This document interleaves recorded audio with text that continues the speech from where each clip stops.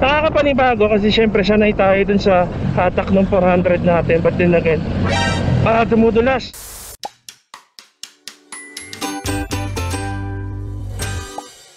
Alright, hindi ko alam kung nakuunan nyo kanina, but then again, let's just redo the intro. Okay, so today we are going to review some motorcycles. Pumayag yung mga tropa natin, i-review daw natin yung mga motor nila.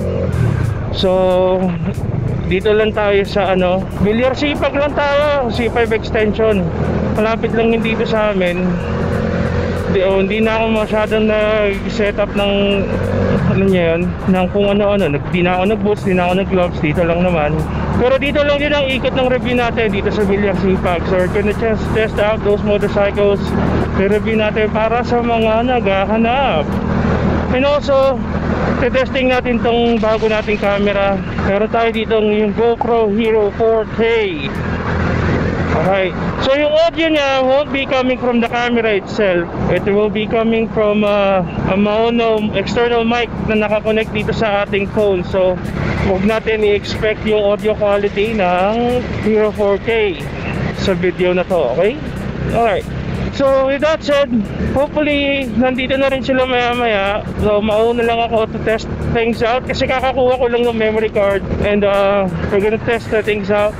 Ayun na nga, so arong papunta pa lang dito, hindi pala ata nag-record yung una kong intro, but it is alright, ganun talaga, hindi ko na set up ng maayos But I'm still going to set up this camera, yung mga default settings niya na kapag nagpindot ako ng record dun na agad siya sa 4K video, hindi sa 16:9 aspect ratio, hindi sa 4:3. Nakita ko naman na yung option hindi ko lang sinet. Okay, so dami pang kailangan but then again, this GoPro is set up to be like point and shoot lang. Ito yung naisipan kong kunin na lang kasi it's cheap enough, it's affordable enough. Nasa 8.7 siya. And then kasi ito, yung SJ cam na yan, yung nasa harap, yan ang talagang ginagamit ko dati, yan. But of course, tandaan na rin yung cam na yan, and hindi na rin convincing yung quality niya I said it's time to upgrade kasi since we got 1,000 subscribers na rin sa YouTube channel. So thank you everybody who subscribed, and thank you who would still subscribe.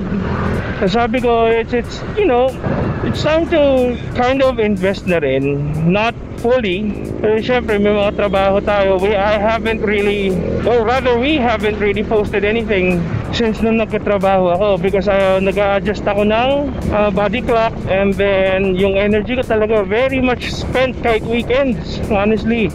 So it took me a while, but here we go, edit na tayo, okay? So this video is gonna be more of a vlog type of thing na rin, reviewing the camera. Yung mga motor would be a separate video kasi tatlo ata yung motor na re-reviewin natin today. So magkakahiwala yon. Naku, traffic yung Palas Piñas So hopefully dito na rin yung mga yan. Nagja-Jollibee na rin muna tayo. Hopefully may parking. Naku, dami.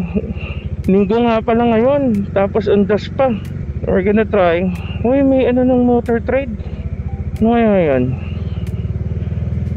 We're gonna check that out later.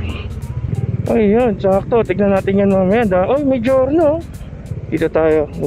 Magme-merienda na rin ako. Hindi pa ako nagme-merienda. Yeah. Jollibee muna tayo.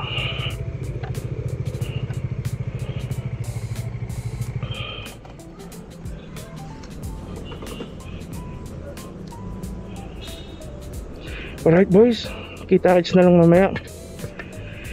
Ingat. Bye. Welcome back to VP Media. Today we're going old school with a deep dive into one of Ruzi's most distinctive bikes, the Classic 250. This isn't just a budget bike, it's a statement. A true classic-looking motorcycle, available in a plethora of colors. But looks aside, what is it like to live with, and what does it really cost? Let's break down the specs, the performance, and the mandatory upgrades.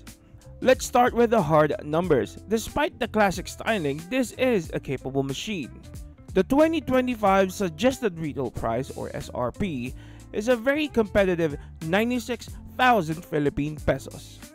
It runs on a 223cc single-cylinder oil-cooled engine. At the very least on paper it's 223, but of course it is marketed as 250. It runs on a 6-speed manual gearbox and it generates a maximum power of 12.6 kilowatts, and that's roughly around 17 horsepower at 8,000 RPM with a peak torque of 17.2 Newton meters at 6,500 RPM. Now this power translates well to the road. Owners report a comfortable cruising speed of 70 to 80 kilometers per hour with minimal vibration. Now if you push it, the top speed can reach up to 126 kilometers per hour on concrete surfaces. Fuel efficiency is generally good, with owner reports around 30 to 35 kilometers per liter. Now for the real-world constraints. The Classic 250 is mechanically resilient. Units often report only normal wear and tear even after 10 months of use, but the simplicity comes with peripheral issues you need to address immediately.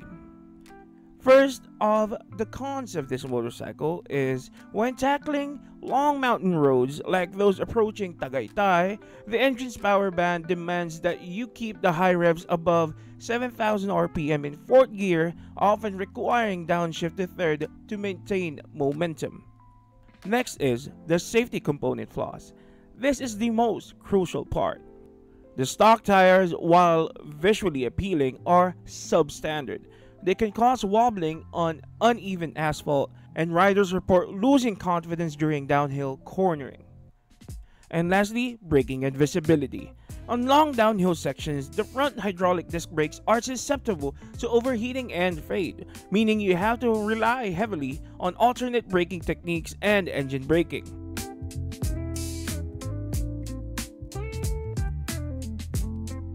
Furthermore, the factory lighting system is functionally inadequate for unlit roads, even when using the high beam. Now the next one is, I don't know if it's positive or negative, but then again, it's the customization tax.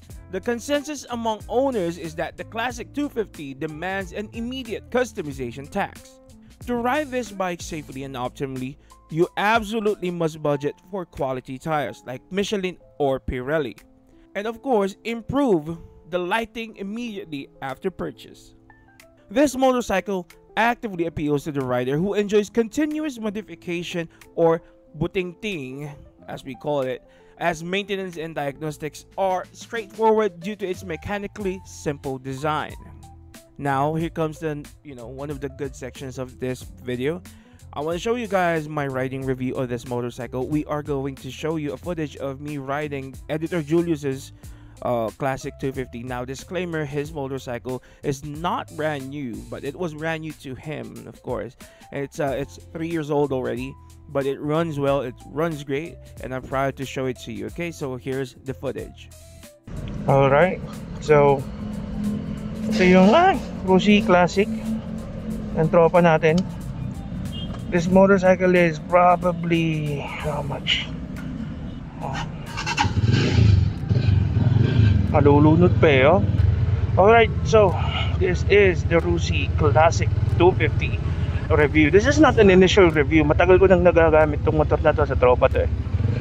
Now, disclaimer, again, this is not an initial review. This is not a brand new Rossi Classic 250. It's more of a used. Tapos ano rin siya, hindi na stock yung ratio ng kanyang sprockets. Alam ko may binago na siya. Ilalagay na lang sa screen ng editor natin yung exact new sprockets niya. Okay? Now, nakikita ko sa inyo mamaya sa screen yung exact yung itsura mismo, yung walk around ng motor na to. Right now, I'm gonna explain to you guys how it feels to ride yung Rossi Classic 250. Number one, yung riding position niya is very, very much relaxed. It's extremely relaxed. Okay? So hindi ka dito, hindi ka mapapagod, to be honest. Para siyang hindi siya cruiser, yung nakataas talaga yung kamay mo. It's more of a standard type na very upright, standard position. Yun ang ano sa kanya. Again, this is FI, Now, when it comes to yung digital panel niya, stock yan. This is 3-year-old na rin ata to, yung motor na to. This is a 3-year-old motorcycle. And yun yung hatak niya. Nakakapanibago kasi syempre sanay tayo dun sa hatak ng 400 natin. But then again, dumudulas, matigas ang gulong. Matigas ang gulong niya. Hindi na rin ito yung stock na gulong. I don't remember, lalagyan na lang siguro ni Editor Julius yung kanyang brand ng gulong na kinuha niya. But this isn't branded, I believe. Pero this is okay naman. Dulas lang kanina kasi parang matigas eh. But then again, suspension is great, the seat is great. Yung seat nito, punit-punit na ng pusa. But this is a great seat. Stock cushion, pinalitan lang yung cover. But this is great. Now, masarap ba siya pang araw-araw? I'd say yes. The power is there, pero not that much. Okay? 250 siya, yes. Pero hindi nyo i-expect na yung 250 na katawan, yung tipong mga ngarera. No. It's not like that. But it is a great motorcycle nonetheless. Pang daily, sa price niya rin, yung current price, Editor Julius will show you the screen. I think 96 na siya, 97. Power is just enough for cruising. It's nice.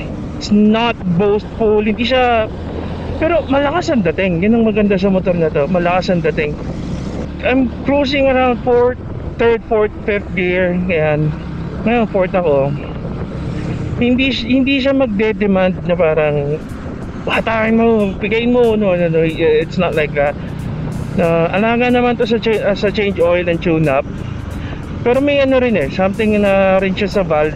I believe that kailangan na rin i-tune up yung valve nito. Now, as you can see, may mga faded parts na dito. Again, this is a 3-year-old motorcycle, ha.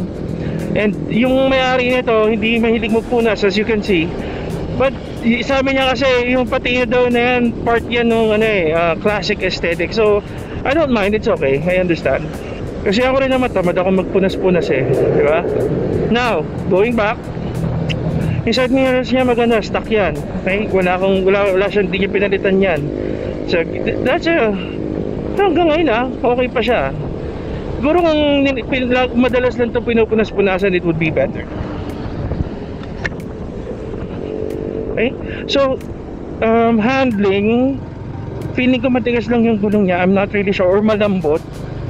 So, sa banking, hindi ako ganun ka-confident. But, you can do it. Pero, don't, alam mo yun, wag mo na sagarin. Dahil hindi, dual sport tire to. Hindi rin naman to asphalto tires eh, di ba? O road tires. Wala na ganun. Yung hatak, very smooth.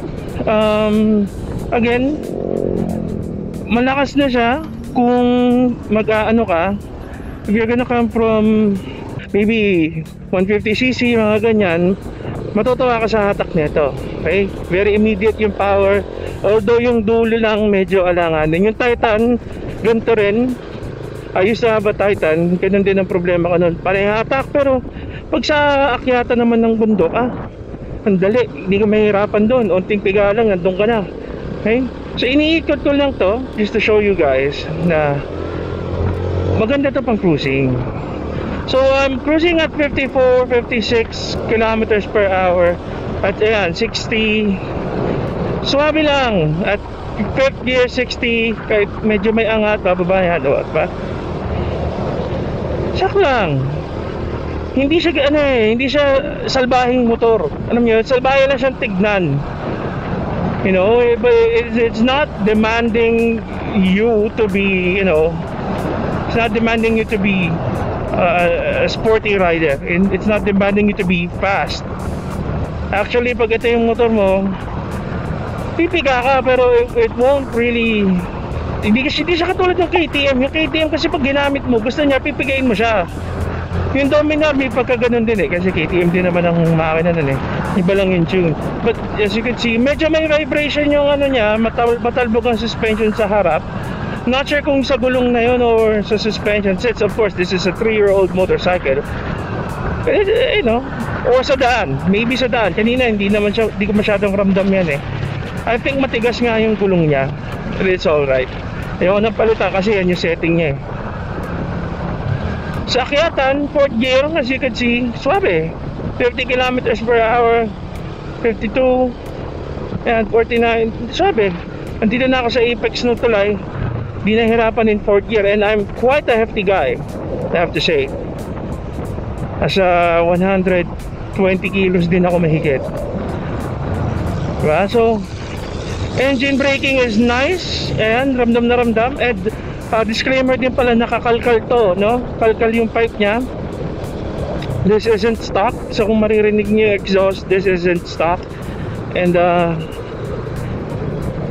I like yung pagka-power na tunog nito. It's not boast, hindi siya ganun kalakas. Sakto lang maririnig siya ng mga kasama mo sa daan. Maririnig ka rin na incoming ka, and mararamdaman mo rin yung, ano mo yun, yung presence mo sa road, and may enjoy mo rin yung exhaust note niya. It's not too much. Again, this motorcycle, hindi siya mayabang eh. Tumakbo hindi siya mayabang tumakbo. Mayabang siya tignan kasi pogi classic eh. But then again, it's not, you know, hindi talaga siya, hindi ko masasabing matulin, alam niyo, sa dulo. It's not that fast. It's quick. Quick is mabilis yung arangkada. You could get up there really quick. Mabilis ang pag-angat mo ng 50, 60.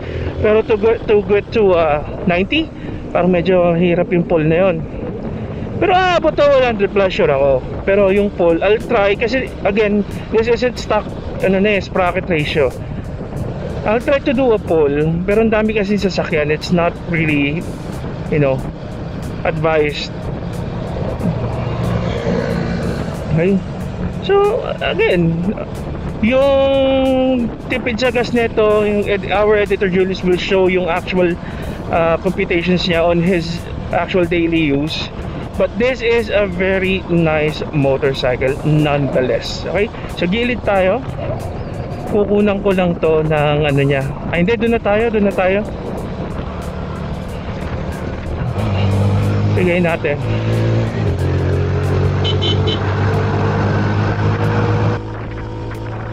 Fourth gear. Ay, may mga parak. Buti na lang.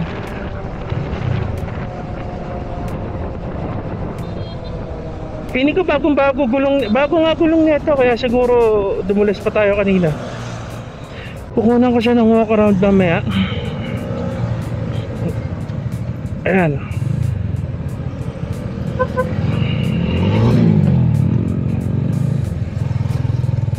Di ko pa nakasa yung first gear. Ano ba yan? Uy, daming tao. Kahit muna tayo dito. Hanap tayo ng area.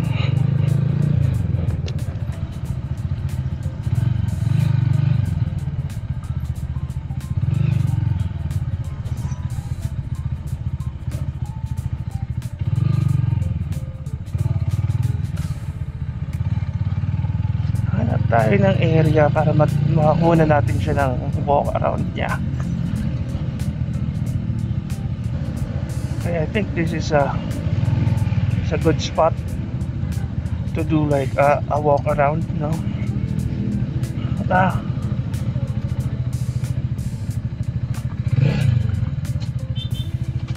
Okay, so this is our walk around. Madumi lang siya, chongs. Pero okay, mag-alala, out of love yan, LED. Out of love yung debug na yan. Okay, pero ayan. Actually, ito yung sinasabi ko sa inyo. Sinabi ko nga sa kanya na bumili na lang siya ng mga yung nabibili lang sa Shopee. It helps kasi talagang wasak-wasak yan. Nakikita niyo sa ilalim, wasak-wasak yan. Then nagkakakalmot ng pusa dun sa kanila. Yung kahon niya sobrang laki. Ayan. Yan yung gulong niya. Bago nga, kaya siguro dumulas ako kanina. Ayan.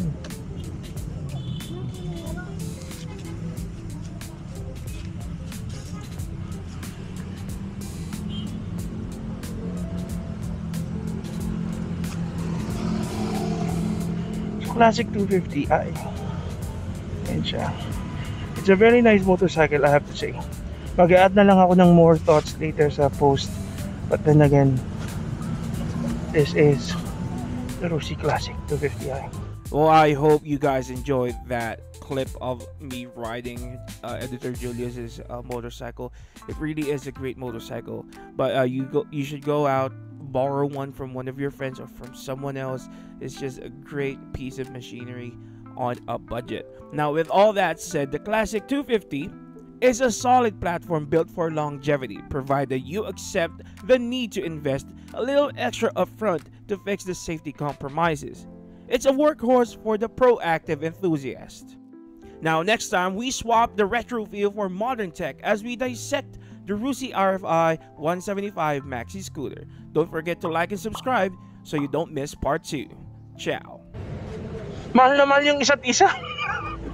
Pagkadikit.